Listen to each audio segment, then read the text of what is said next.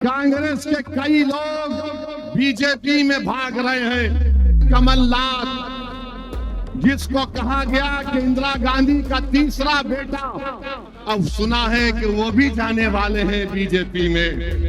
अशोक राव, जो मुझे गाली देते थे, आज मोदी के पैरों के पास बैठकर गपागप चाय पी रहे हैं। कल तक बी टीम बोलने वाले आज खुद मोदी के पास जाकर राज्यसभा की मेंबरशिप ले रहे हैं। कि भारत के संविधान में फ्रीडम ऑफ रिलीजन एक फंडामेंटल राइट है, डिग्निटी एक फंडामेंटल राइट है, और बीजेपी आरएसएस ये चाहती है कि हमसे हमारी डिग्निटी को छीन लिया जाए।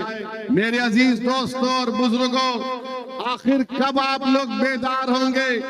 क्या आप कयामत आएगी तो जब बेदार होंगे और अपने वोट का सही इस्तेमाल करेंगे?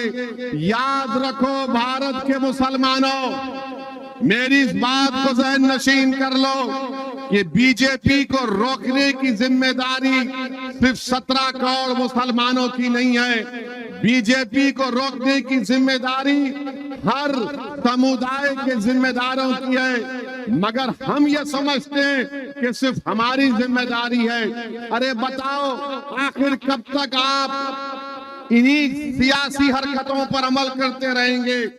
बताइए, भारत की पार्लियामेंट में कितने मुसलमान एमपी हैं? 17 करोड़ तुम्हारी आबादी है, 14% है। आप 5% आपके एमपी नहीं है, 5% भी आपके एमपी नहीं है। और आपसे कहा जाता है आकर कि जब अकोला में इलेक्शन होगा तो तुम सेकुलरिज्म को जिंदा रखना।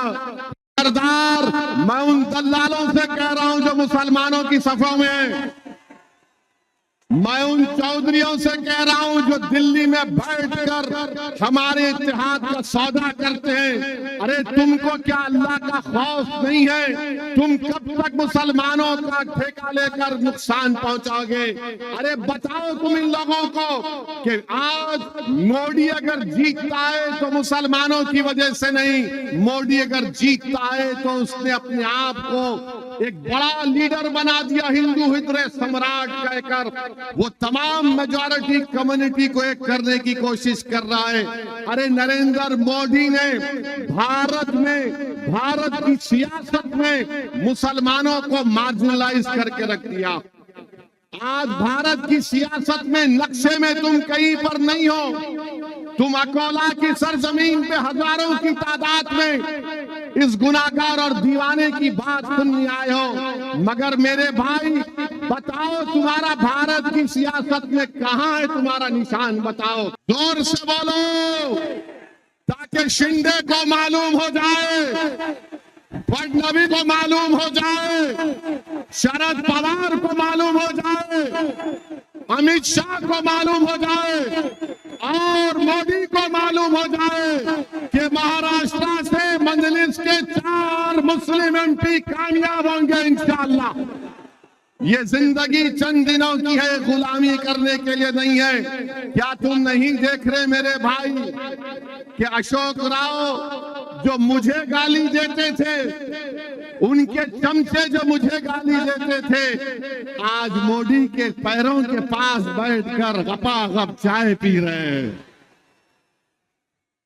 कल तक बी टीम बोलने वाले आज खुद मोदी के पास जाकर राज्यसभा की मेंबरशिप अशोक राव ले रहे हैं। मैं पूछना चाहता हूं, जो मुझ पर इल्जाम लगाते थे बी टीम का, अरे असली टीम तो तुम हो आरएसएस की, क्योंकि मैं सच्चाई को बयान कर रहा था तो तुमने मुझ पर इल्जाम लगाया।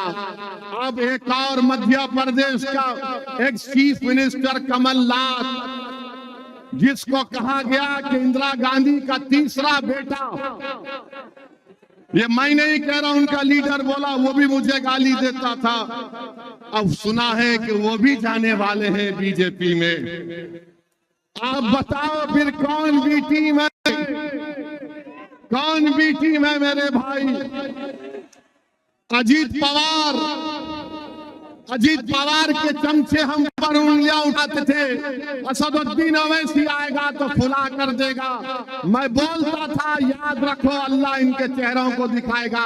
अब अजीत पवार किधर बैठे हैं? अजीत पवार उधर बैठ गए जाकर, और अजीत पवार बोल रहे कि मैं अपनी घरवाली को अपनी बहन के खिलाफ लड़ाऊंगा। अब आप बताओ ये क्या मामला हो रहा है महाराष्ट्र में? मेरे भाई, कांग्रेस के कई लोग बीजेपी में भाग रहे हैं। एक उनका बंबई का लीडर, है, बड़ा नमूना है।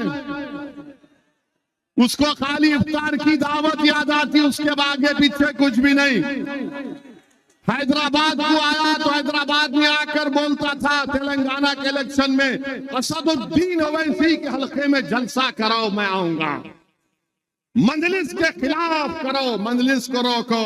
अरे बेशरम, 1.5 महीने में तू चला गया बीजेपी के साथ। कहां गया तुम्हारा वो ईमान और खीरत की बातें करने वाले? वो चले गए। अब वहां पर बैठकर हमको, यहां थे पुरानी पार्टी में असदुद्दीन ओवैसी, इम्तियाज जलील बी टीम। मेरे भाई याद रखो, हमेशा नुकसान हमको मुसलमानों से पहुंचा। टीपू सुल्तान को शहीद करने वाले, गद्दारी करने वाले कौन? मुसलमान। सिराजुद्दौला को धोखा देने वाले कौन? मुसलमान। करबला के मैदान में इमाम हुसैन को शहीद करने वाले कौन? मुसलमान। करबला के मैदान में आले रसूल पर पानी बंद करने वाले कौन? मुसलमान। इमाम हुसैन के साथ नमाज साथ पढ़ते और नमाज के बाद तलवार उठाते। मेरे भाई याद रखो, अपने सफों में जो मुनाफिकीन छुपे हुए उनको पहचानो। आपके हमारे सफों में जो मोदी, अमित शाह और ये तमाम पार्टियों के लोग छुपे हुए नास्तीन के सांप को पहचानो। इनको तुम पहचान लो, कामयाबी तुम्हारे कदम को चूम लेगी।